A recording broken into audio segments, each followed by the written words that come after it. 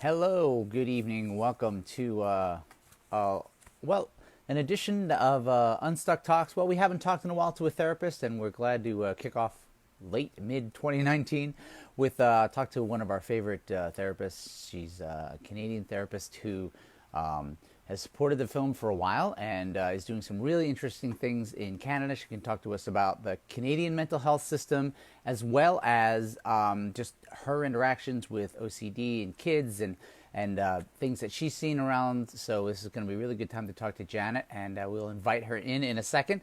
Thank you for joining us tonight, and I'm going to invite her in a Janet, is that you? Hopefully that's you that I'm adding. Oh, hey. Hi, how are you? I'm very well, thank you. Thanks for coming on. Yeah, no problem. Glad to be here. Excellent. Well, I would love to kick off tonight by talking about just give everybody a little introduction to who you are, what you're doing in Canada, and how you got involved in OCD therapy. Oh my goodness, for sure. So I actually got involved 35 years ago. I started my career at the U of A hospital. So I worked in the Department of Psychiatry for about 13 years, and then I went into private practice. So I've been in Edmonton as a practicing clinical psychologist for about 33 years. And I've been seeing patients with OCD for 33 years using Wow. exposure and response prevention. Yeah. So we now have a nice, amazing group of people working at the Center for CBT in our private practice. So there's 6 of us, and we all see people with OCD. We have 2 pediatric psychologists, so they're helping the kids. I myself see individuals 12 and up. And yeah, we see lots of people in Edmonton with OCD, and we're mental health advocates. We're trying to get the word out. We use your video all the time for teaching purposes, so that's great. I mean, it's an amazing documentary. And as you know, we found it 2 years ago, and we've been showing it for lots of teaching purposes in Edmonton. Yeah, Well, so it's great documentary. thank you so much. We appreciate that. And of course, all your work that you've done for 35 years. Incredible. Hello, Sarah from the UK. Sorry about the thunderstorms, but glad we can be a little comfort to you. I'm going to start off right now with a question that we got from someone on Instagram because it relates to my first question to you, which is, when and why did you decide to specialize in treating OCD? Interesting question. And it has been my specialization since I worked at the hospital. In fact, each of us hospital psychologists had special assignments or connections to certain psychiatrists, but I would take as many clients with OCD as I possibly could. So I just always found it very, very interesting. I think that we had, even 35 years ago, we were doing exposure therapy. We were having good outcomes. We were able to help people. The problem, I'll tell you what the problem was 35 years ago, and what makes this really sad is that most of the clients I saw were accurately diagnosed and provided with effective treatment in their 40s. So they weren't 4 or 14. They had suffered for many, many years with OCD, received inappropriate diagnosis, and certainly not evidence-based treatment. So it was really important to me that we provide these people finally with evidence-based treatment, and they would get better. So yeah, I love the work. I treat actually all phobic avoidance disorders with exposure-based therapy. We are an exposure-based therapy clinic.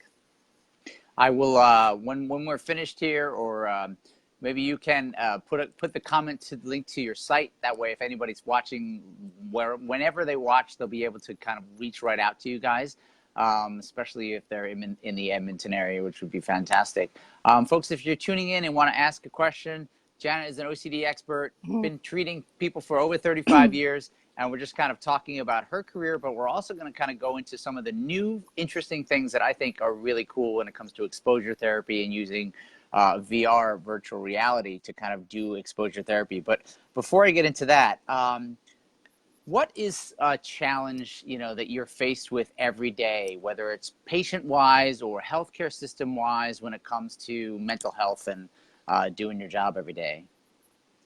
Well, the challenge that we face is probably similar to the one that you face in the United States. I mean, there are ERP is not readily available.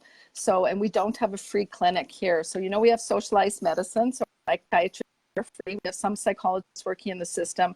Our clinic is fee for service. But the problem really is that not everybody can afford this kind of treatment. And so we're advocating that the government spend some money and create, especially a pediatric OCD clinic.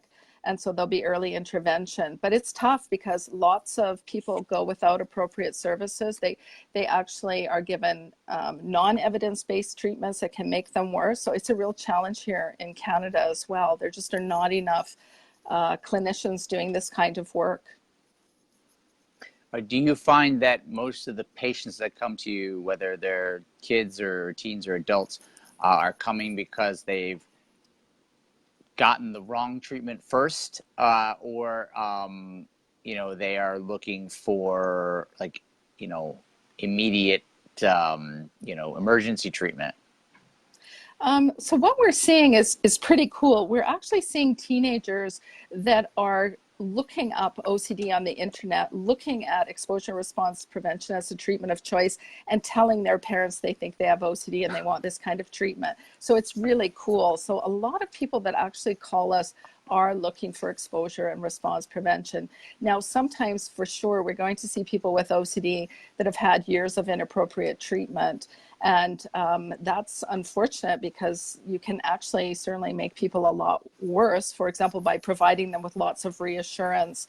And then they come to our clinic where we don't reassure them. We're doing the exposure and response prevention, which is much tougher. But the good news is that we can help them with this kind of treatment. Well, that's really interesting because the internet can be troubling. It can be hard. It can get you down a rabbit hole when it comes to any type of illness. But the fact that people are using it in a good way to say, okay, this is what I need to know, and then who can provide the treatment for you, and reaching out directly. And the fact that kids are telling teens, that's the stuff we like to hear. Because to your point earlier on, the sooner we can get people diagnosed, the better they'll be later on, and the sooner they'll be able to kind of handle what they got. Yeah, for sure. And you know, 35 years ago, we didn't have computers. Well, certainly not computers like this, right? So 35 years ago, yeah, people really did not know what was going on and were often misdiagnosed with psychotic disorders. So now that we have the internet, I think it's much better. And we want our consumers of psychological services to be more informed and to look for credible sources of information and psychologists who provide this kind of treatment. When you are dealing with new patients, because we're a kids movie, we love to kind of talk about how OCD affects kids and teens. What do you generally do? Like, how does it start, with a kid, and then also with parents or the family? Yeah, that's a good question. So we actually have a fairly specific protocol at our clinic. So typically it would be the parents that call in, and we then send out some questionnaires for so I remember I'm 12 and up, so I'm using certain screening instruments that are different than the pediatric psychologist. But we would send out some questionnaires for the child or the teenager to fill out, or they come to the office and fill them out. But the interview, it's a double interview. So we typically see the parents first, parents or guardians first, so that we can get a good history. And then we want to be able to tell the parents what they can expect in terms of exposure-based therapy. And then I would interview the teenager. And then we would get back together as a group, talk more about the procedures. And then typically I would send them away to think about it, because as you know, exposure-based therapy is very challenging. And so we really want that family, and it's family-based treatment here. We want them to go away and really think about whether this is the right time for them to do this therapy. We also ask them to download your film, and we ask them to go to Peace of Mind. So there's actually kind of a number of hoops that people jump through to get into this clinic, because we don't want them just coming in blind. I mean, typically we have a waiting list, and if they don't know kind of what exposure-based therapy is, it can be quite jarring to find out that you're going to be confronting your fears in real life. So we try to give them an education, make sure that they watch the UNSTUCK documentary, Peace of Mind. We've linked some Peace of Mind webinars onto our Facebook so that they can watch it. Jonathan Abramovitz gave a very good Yeah. state-of-the-art talk about the science of ERP. So we want people to really understand the rationale of the treatment and have a buy-in to that. Because remember, we don't push anybody into exposures. They have to, move into those fear-based situations. So yeah, so there's a bit of a protocol, and then we would typically, we were seeing people. I've just changed the protocol recently, but typically, the more severe the OCD is, the more likely we'll see that family. And also, I see adults, so typically their support person will be their spouse, right, who comes in as well to help be the coach at home. But we're typically seeing people once a week, but we've decided that we're probably going to have to create more intensity. And so we're going to deliver treatment probably in the beginning. We're going to do double sessions. We do not have the luxury of what you have in New York City, in America, where you have, like in your documentary, children are in therapy for 6 hours a day. Like we don't have that here in our public system. Like And the in the private residential system, treatment options. yeah, we don't have that for children. And as far as residential treatment options, we just out east in Ontario, they've started an inpatient unit for OCD, is our understanding at Sunnybrook, but we don't have those kind of resources. So we do the best that we can here in terms of utilizing the family. We have I can tell you, we have a couple of other projects that we use to try to help clients move along. So I have a program called Fright Night. Did I tell you about that? I've read about it because I know that your Facebook post and your Instagram has talked about it. But explain Fright Night and that concept, because it's interesting, and who knows, somebody else might adopt it as well. Oh yeah, it's extremely productive. So it was about 5 years ago or so that we realized that people could move along with their exposures, but they typically had a lot of shame with their phobic avoidance disorder. Even if they had a specific phobia of birds, for example, there's a lot of shame because these are really smart, competent people with irrational fears, right? So a lot of secrecy, a lot of shame.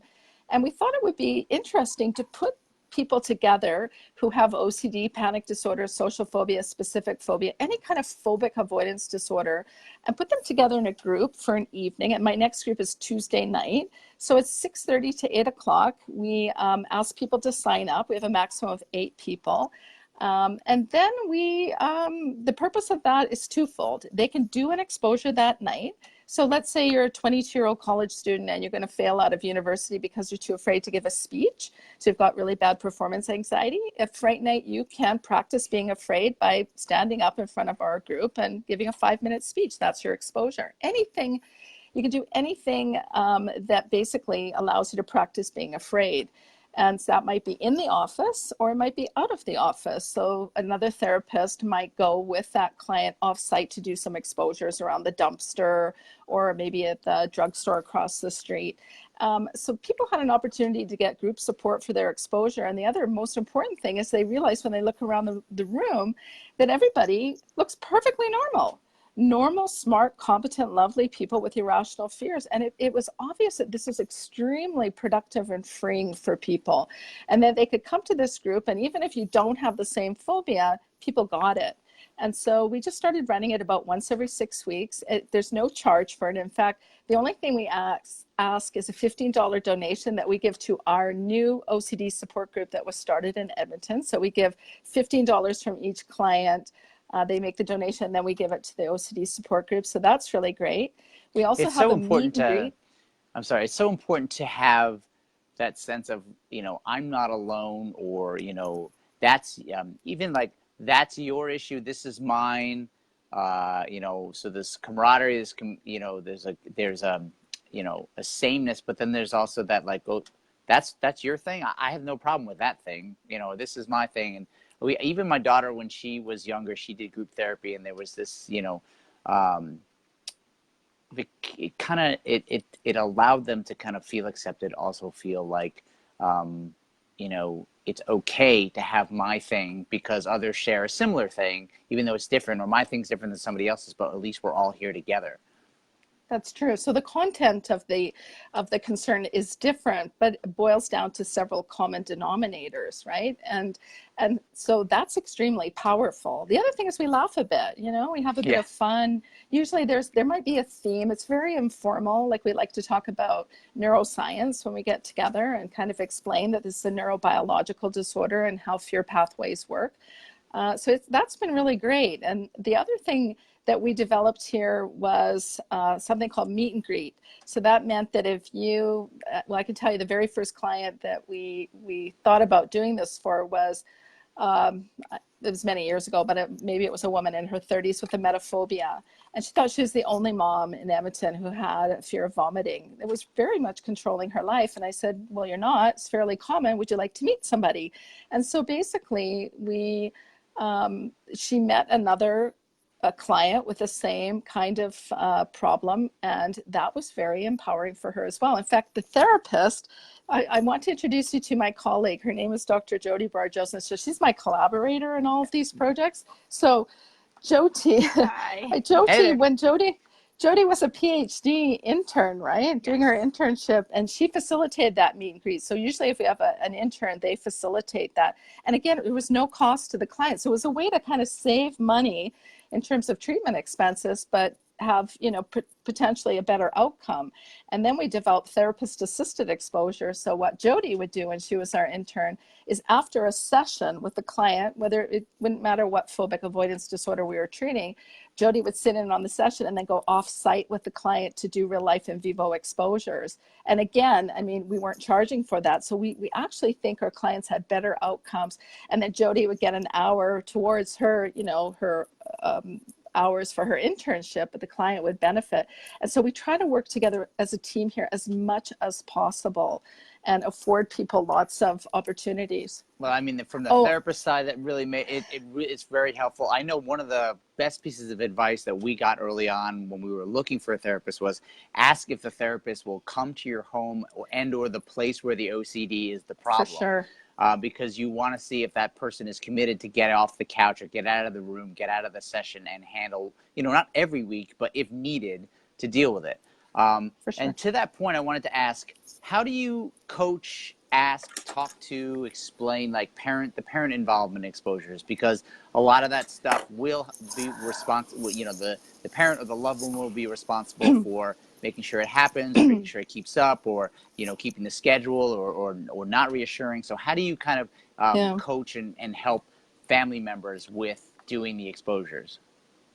So there is a lot of psychoeducation at the beginning of the treatment plan involving all the family members. So we need kind of everybody speaking the same language of the principles of successful exposure. So we would, you know, basically be looking at the problem of reassuring the client, right? And how that feeds into the OCD cycle and just digs a deeper hole. And the problem is that, you know, whether they're, you know, young or even older, many clients who are used to getting reassurance and getting their family members to wash their hands or, you know, take their clothes off when they come in or freeze the library books in case of, you know, germs. Once the family starts realizing that that's not the long-term solution, they start to change. The client can, you know, be very upset about that. So we need the buy-in of the whole family because we're really changing the dynamics, right? And sometimes the system has operated with these with reassurance giving for years, right? Yeah. And the other thing is that parents take it very personally when their kid is upset. And I saw this in my office yesterday. And it's kind of like the way that we were trained. And there was a world famous trainer that came to Edmonton last month, Dr. Yadin. It's really important to externalize the OCD. Like this is not, you know, I'm not talking to Perry here. I'm talking to OCD, right? And so don't take it personally. And it might get worse before it gets better. And so, but it's all collaboration. And in fact, I had a client once, she had 14 family members giving her reassurance and helping her perform the compulsions. And they were amazing family and they were lovely, but I went to their house. It was Canada Thanksgiving, I remember a couple of years ago. I took your documentary into their living room. 14 family members watched that documentary. And they realized that they were not helping this young woman. And to be able to help her, they were going to need to start helping her with ERP. And so you get the whole extended family on board. And they were lovely. They were kind. These are kind, lovely people who want to help, but they don't, realize that it just never ends giving into the neutralizations. Yeah, I think one of the things that we had to learn too was that, it was something that my daughter had to work on, but we had to work on it too. And it's, you want it to be fast, but, it takes its own time. And some days it'll be really easy, and some days will be super hard, or you'll feel like you had a breakthrough, and then you'll go 3 steps back and, oh, wait, how did it get so bad? And it's the constant upkeep and keep it going, and like believing in that system. And believing that it'll work, and that you have to dial back on the reassurance, and they have to keep working on the exposures, and that will together, they'll all end up figuring out how to kind of get in a better place. I got a few audience questions which I want to get to, and then we'll get into the VR stuff. Here's one from our friends on Instagram. What's your best advice for overcoming a fear? Well, basically, any kind of phobia. The best advice I can give is you need to start confronting the fear triggers. So basically, it's always at our clinic is always going to be about exposure. It's moving towards the fear object, even when the alarms in your brain are screaming, don't do it, don't do it. So it's easier said than done. Our clients are super brave when they're confronting the things that they're afraid of. So it's not necessarily exposure and response prevention for a phobia. So it's going to be exposure. So there's a joke here that we're the kind of therapists that if you have a phobia of a dog, we get you the dog here. Like, we're not going to talk about that dog phobia for a year. You're not going to get better. It's going to cost you a lot of money. You might not want to meet that dog today, Chris, but we'll show you pictures of dogs, videos of dogs, dog at 100 yards, 50 yards, 20 yards. I handle the dog and then you handle the dog. And science tells us that is the only way to basically rewire the brain to overcome those fears. You can't talk yourself out of an irrational fear. So talking about the dog phobia, and many people with phobias have never been traumatized by the phobic object. So that's a myth to think that, there's trauma and you have to go after trauma. Often there is no trauma. And so it is a matter of motivation and motivational interviewing, like reminding people of why they want to overcome their fear of public speaking. The dog, I've only seen one dog phobia, Mike, just so you know. We've only treated one dog phobia in 35 years. It's not a major presenting concern around here.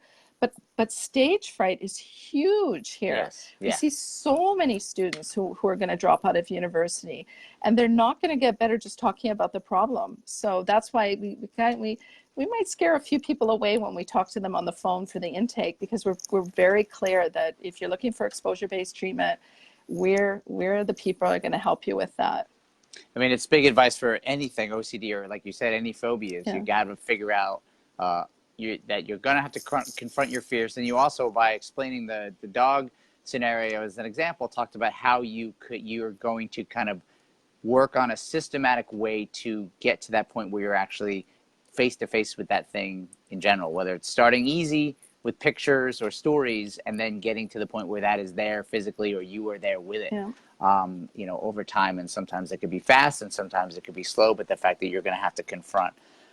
Great advice. Okay, how about somebody who's kind of on the other side, let's say, in recovery mode, so to speak? What's some advice for them to make sure that they're, monitoring their mental health, or as well as keeping an eye on new exposure, new issues and things like that? So kind of advice for somebody who's, gone through treatment, but still clearly needs to keep OCD on their mind. Okay, so we would call it relapse prevention here. Once people are better, we do tend to think of OCD as a chronic neurobiological disorder.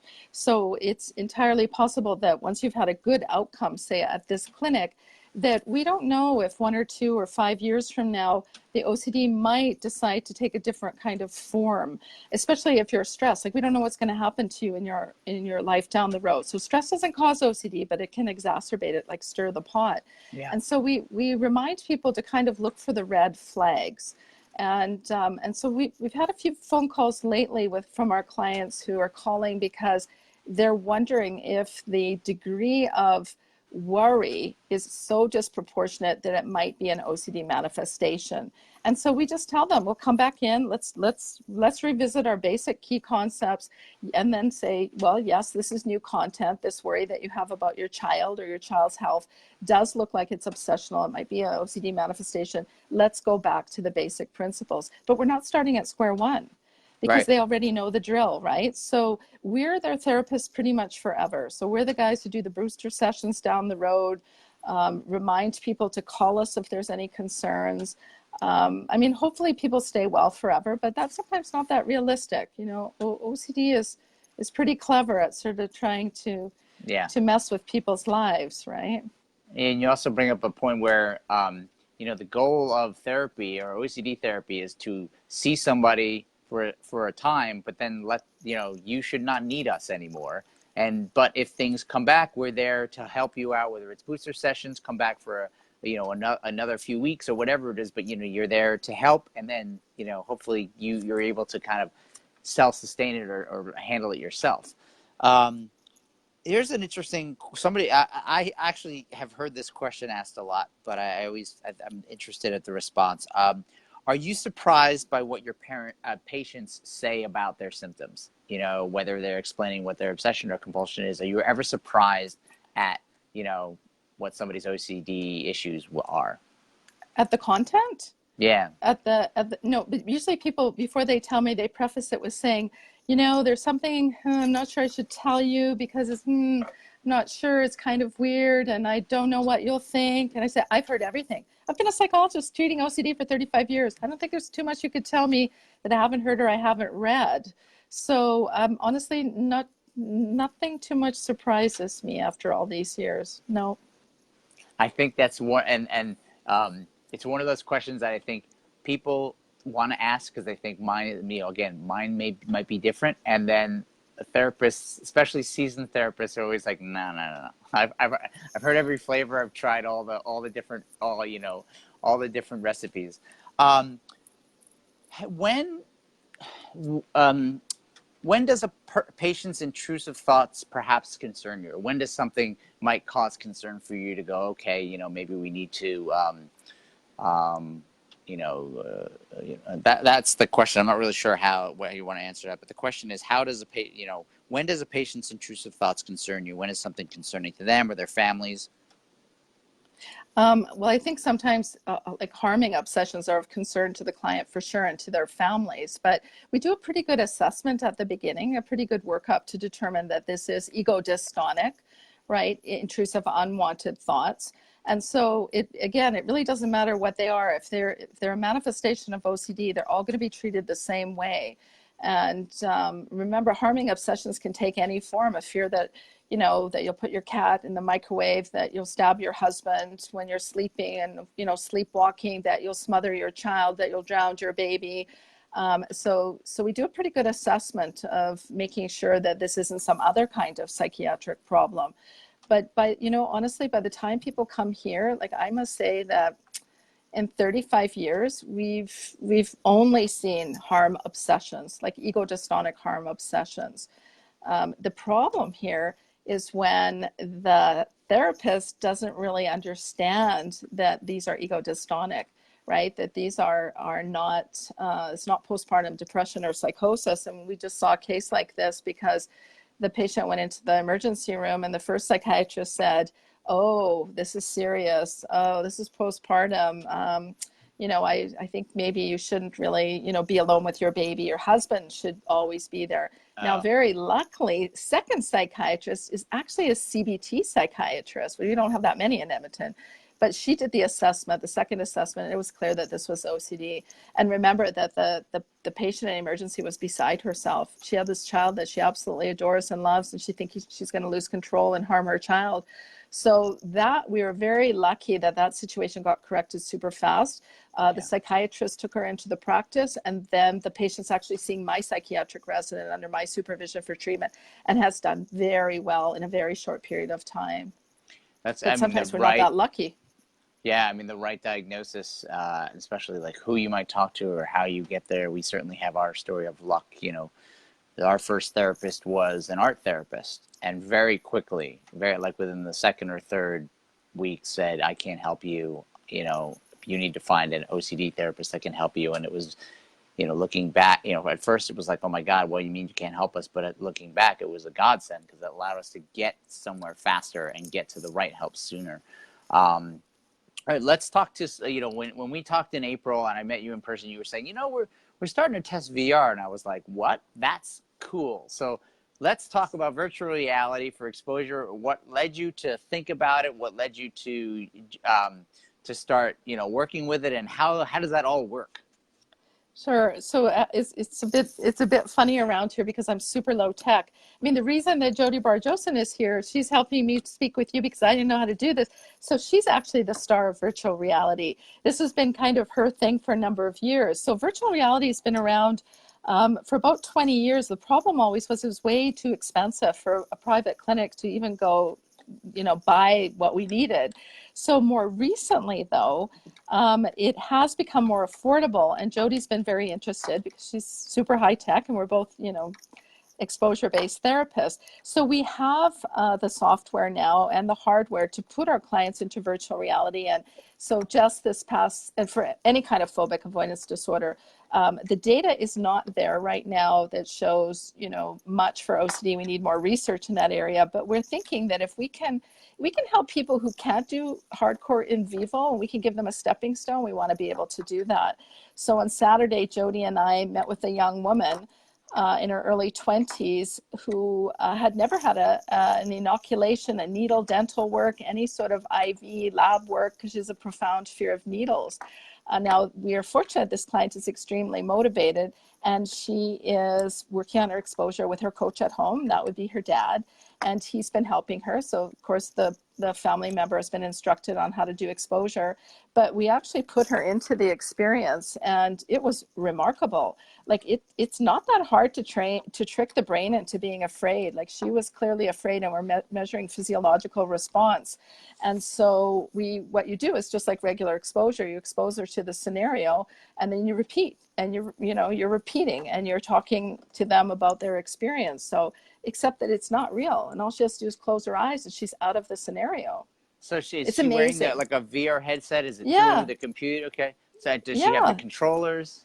Yeah, I mean, Jody, if you want to jump in and. Well, we don't have controllers. She can't hear you, but he says jump in. Oh, okay. So there's no controllers, but they have, it's just it's just Samsung Oculus. Okay. And then we have partnered with a software company who has a number of different experiences for the client. And then there's a little biofeedback monitor for their hand that we're measuring physiological response. And we're watching on the computer what she was watching, right? So when she moves her head and she sees the nurse, we see the nurse. And when she moves her head down and looks at her arm and the nurse holds her arm, we see that, right? But it's amazing how reactive the brain is to one's imagination, or in this case, virtual reality. And I have to tell you, the virtual reality is nowhere near the kind of products you see with gaming, right? That's a $1 billion industry. This is an industry for therapists like me. So it's not super high tech, but we don't need super high tech. It worked. It was very productive. It was also neat for us to track physical changes, like when her heart rate would go up, the biofeedback was able to provide that, so we could ask some follow-up questions. And it was a way to almost see the anxiety. I think if you might want to, I think if I have the headphones because sometimes we get bad echo. Let's try it without it. If you want to pull that on your end. Sorry, I can't hear what he's saying. Just take these out. If you take the head, and pull them out of the phone. Hi, Lupita. Nice to see you. Nice to see you, folks. All right. So there is an echo. So okay. Sorry. Okay. We'll have you ask questions. Jody. Okay. So the good thing about the feedback is you're able to almost see when anxiety is spiking. Mike, I was curious, do you have to can you create the scenarios on demand, or you have to kind of have them pre-programmed? Uh, well, they're all pre-programmed. Like we know all the scenarios that we can use.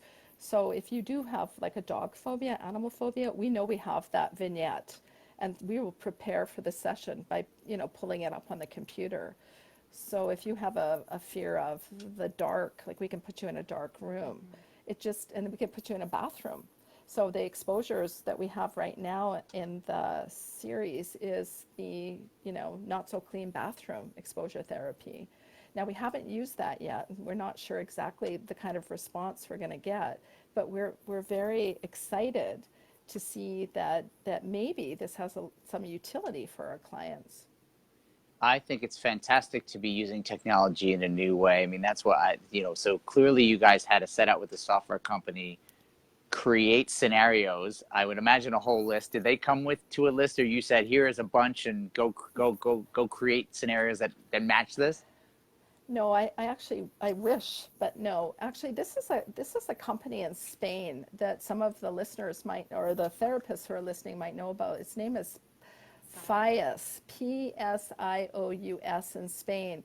So it's the only company that we could find that for a reasonable amount of money could provide us with the ability to do this. So basically, they do some training with us, but they're the software developers. Like they develop the vignettes for the client. And then all the therapists who are using it would have access to those vignettes. So as far as we know, like I found out about this program through a psychiatrist at McGill, and they're using it at McGill. But just yesterday, and this is so exciting, apparently Stanford University is the epicenter of virtual reality for phobic avoidance disorders and neurological disorders. So they have a virtual reality clinic at Stanford, so I'll be calling them to go visit them soon.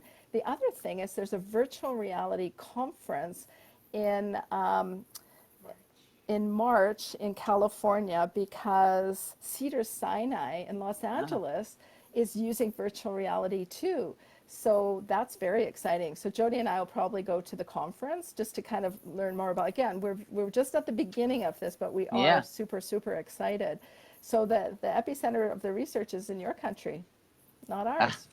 Still, I think it's great to be trying these. I mean, you guys are just starting it, but you gave one example of where it has been. You've seen an immediate reaction. Early indications help. Like, do you think it will help people get from that, medium anxiety to that confronting anxiety sooner? Do you think it's interesting because it allows you to kind of be a little more creative with exposures, or show things to people that are hard to create in real life?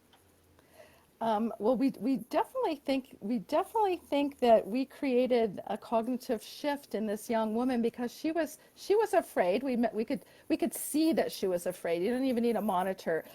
We use a monitor because we can collect that data for her file and compare it to the next session. But the cognitive shifting was kind of like, oh, this is interesting. This is kind of cool.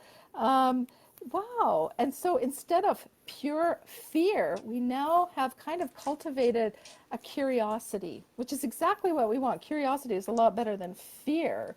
And so being curious about dogs, being curious about germs, being curious about the things that make us afraid, storms, that's a way better cognitive position to be in than I'm afraid I gotta leave. And so we didn't expect that. That was new to us. Like we were just looking for, basically kind of fear extinction, fear tolerance, like they talk about in the literature. But I have to tell you, we did do an experiment with a gamer. We got a gamer to bring in some games, and we had about 8 clients with different phobias, and we didn't even know about this Spanish company. And so the clients came in as volunteers, and we put them into a plank experience above a building. So they would walk, the elevator would open, they'd walk out on a plank, and they were up way high. Now, I don't have a fear of heights, but I was put into that experience. And as we often say when we're afraid, I didn't like it. Because usually when we say I didn't like it, it means I'm afraid. It got me going. And so, and that actually, that heights vignette got all the clients going. And then our social phobia clients, we put them into classrooms and into auditoriums, and they were afraid. And you could see the fear. Like it wasn't just like, I'm a little bit afraid, my number is a 60. I mean, people were shook up, and this was just gaming technology. So now we've got the psychological sort of software, and we can monitor. It's very controlled. It's a full session. We can debrief it.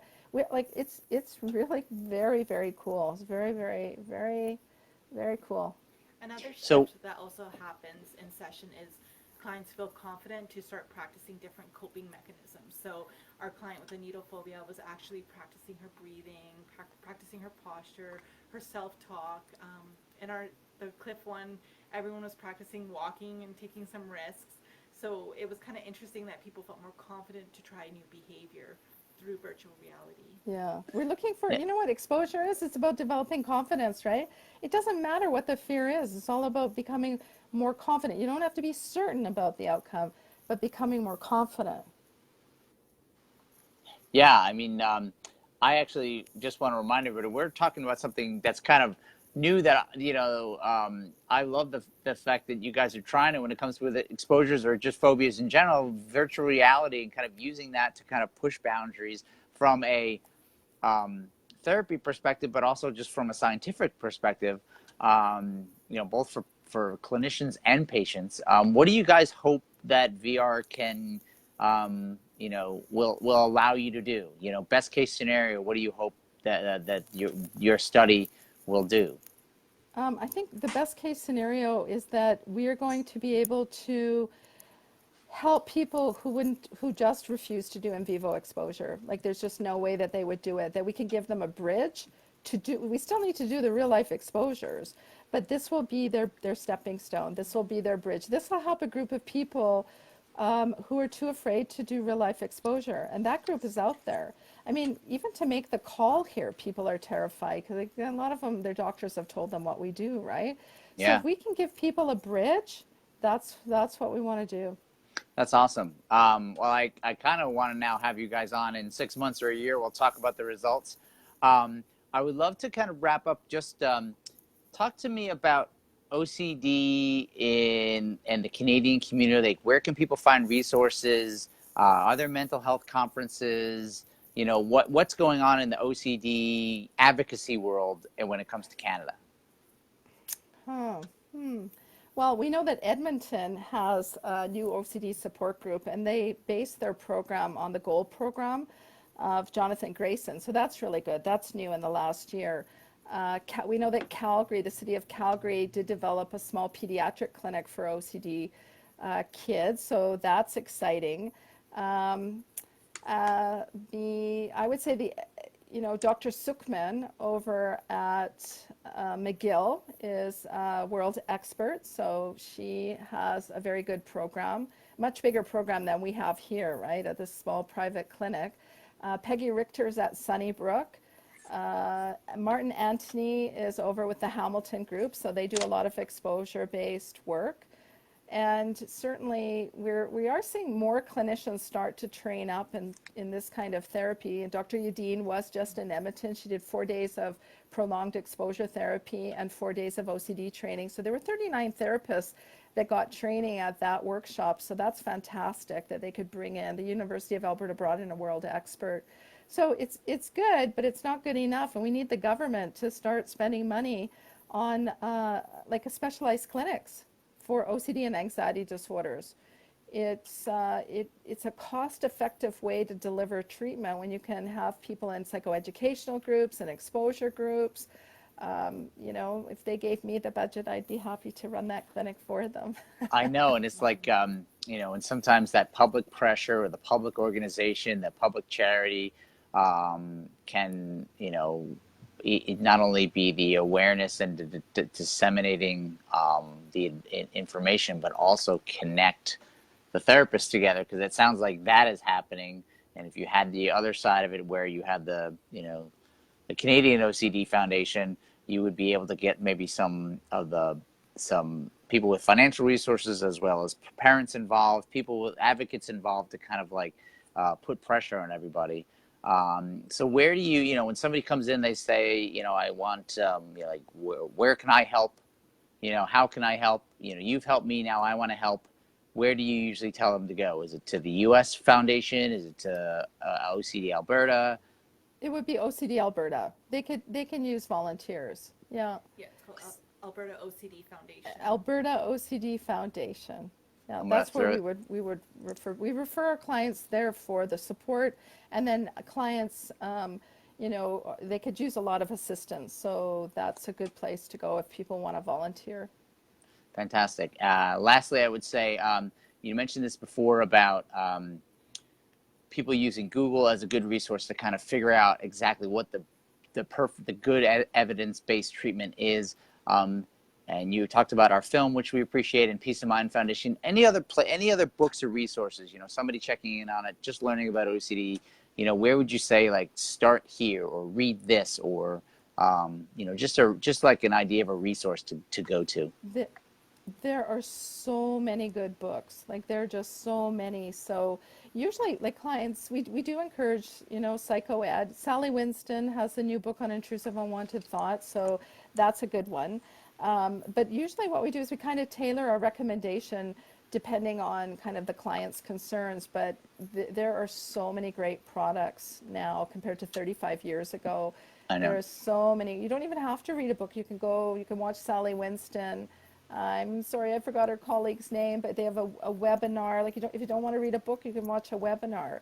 So I mean, the best book for us lately is Jonathan Abramovich's second edition exposure therapy book. We loved his first edition. So there's lots of great books for clinicians too, like, amazing. But that's the newest one. We have a lot of books about OCD at this clinic, believe me. We're pretty current with the literature. They like to read. Yeah, I mean, and you never know where it's, sometimes it's a sentence or so that makes it, that just puts something in a different way, or an analogy that works or connects with somebody else. So Yeah. it's good to keep that disseminating. Anything else you wanted to say to people watching maybe on the replay? And I really appreciate, this has been really awesome for me to hear and connect with you guys finally for like an interview about what you do and how how your practice is going. So any kind of final thoughts to people that might be listening or watching this later on about OCD or therapy? Well, I think that, you mentioned it earlier, early intervention. Like, if you have a suspicion that a child has OCD, then, run it by the doctor, the pediatrician, like, start there. And it might not be OCD. I mean, it could be like a kind of a transient kind of phobia. But I think that's the most important thing, is that we have to teach our child psychiatrists and our pediatricians how to do early diagnosis of OCD, and make sure that those professionals know what the evidence-based treatment is. So I guess, that's the most important thing, and that's what I've seen in my 35 years. Instead of diagnosing somebody at 44, we can diagnose them much sooner, even at 14, right? And it's a disorder that starts in youth. It doesn't start at 44. No, and the earlier that you're able to kind of get the right therapy, the better off you're going to be down the road, as you've talked about throughout all the various examples of people, learning that the needle phobia of somebody who's doing it younger is able to get it ahead of it, and then seeing the biggest change in your 35 years has been the fact that people are getting diagnosed younger, which is a good thing. Yeah. So thank you so much for joining me, Janet and Jody. I really You're appreciate welcome. it. I'm gonna end the broadcast now. Thanks, guys. So thank you for joining us. This is great to always kind of get this therapist perspective, because we have so many questions about it, and we are not the experts. They are, and it's great to kind of hear that evidence-based, and also the new technology using VR and testing that out. Looking forward to seeing how that's going. So thank you for joining for this Unstuck talk. And we're going to put this on YouTube in a few days. But if you're watching on the replay, feel free to ask comments, or leave a comment at any time. We'll answer the questions as best we can. And I'll leave the link to Janet's practice in Canada, as well as OCD Alberta. Thanks so much. And we'll be back next month with Kids Speak Out, with Kajil, who is from India, and she created an app called My OCD Fighter. So I'm really looking forward to that in 2 weeks. But have a great night, and we'll see you soon.